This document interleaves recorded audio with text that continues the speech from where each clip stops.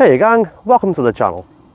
Today we're looking at the Ford Mondeo and asking, is this car still king of the minicabs? The Ford Mondeo used to be a working man's car. Going back 10 years, the Mk5 Ford Mondeo, they were super cheap to buy, super cheap to run, and they were built like tanks. Whereas the new Mondeos, they're more upmarket, they're more expensive, they're not cheap to run, and they've got old technology as well. So, is this really the best vehicle for a private hire driver? I'm not so sure. One thing is for sure though, if you do a lot of airport runs, a lot of motorway mileage, this car is perfect. Because not only is it big inside and with a big boot, but also on the motorway, the MPG is really good. Last year I drove this car to Scotland and did miles per hour all the way there and averaged 55 miles per gallon in comfort, cruising along, loving life. So we're going to have a good look inside the car today, and then we're going to talk about the specs and talk about other cars that might be better for the job. But before we crack on guys, please make sure you like and subscribe. Thank you very much. Now in this particular model, you don't get much in the way of bells and whistles. You get 4 electric windows, you get electric mirrors, you get a decent instrument cluster, you get a nice smart steering wheel, some steering wheel controls, a decent sized screen with DAB, Bluetooth connectivity, built-in sat-nav, air conditioning, 6-speed manual gearbox, electric handbrake, front and rear parking sensors.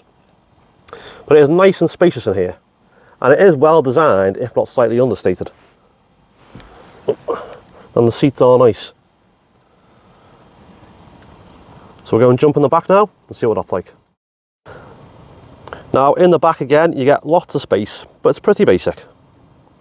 Some air vents in the back.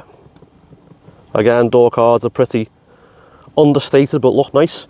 But the legroom, there is lots of it. All that space. Again guys, I'm only 5'7", but there is lots of space again. Like in the car yesterday, I can, in a lounge position, you won't be getting kicked in the back of the seat in this car.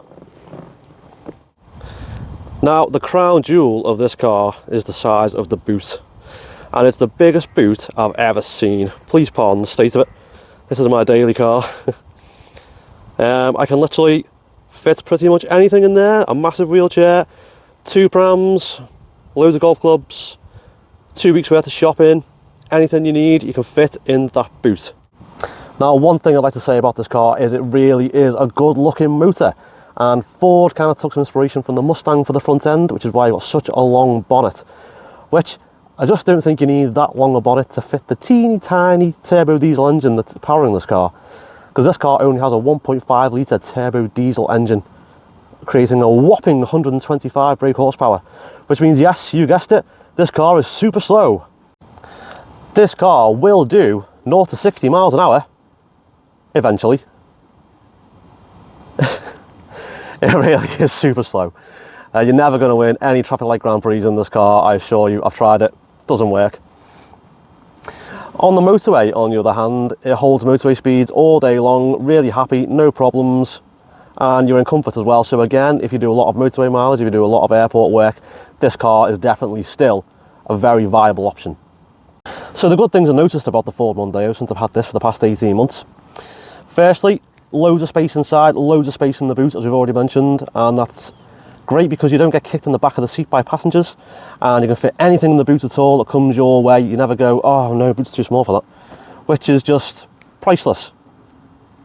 Also, it rides really smooth. I mean, motorway miles especially, it's such a smooth ride. It's almost like a magic carpet, but at a budget price, which again is really good. Some bad things I noticed: the steering lock is just terrible, really terrible, and the headlights, woeful. So this Ford Mondeo, a 2017 E-Kinetic Z-Tech 1.5 diesel, you can pick one of these up second-hand for around £12,000, and local work it'll do around 43-45 miles per gallon. On the motorway it'll do much better, it'll do up to 60 miles per gallon. So again, motorway work, airport work, this car is still ideal.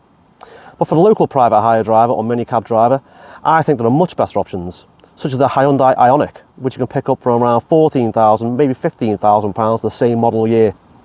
And will do around 60, maybe even 70 miles per gallon if you drive it nicely. And again, the Kia Niro hybrid I drove last week, which I thought was just incredible car. The Niro 2 hybrid without the leather seats. Again, picked them up from around £14,000–15,000. And I think both those vehicles are much better as a private hire vehicle or a minicab than the Mondeo. Anyway guys, that's my take on it. What do you guys think?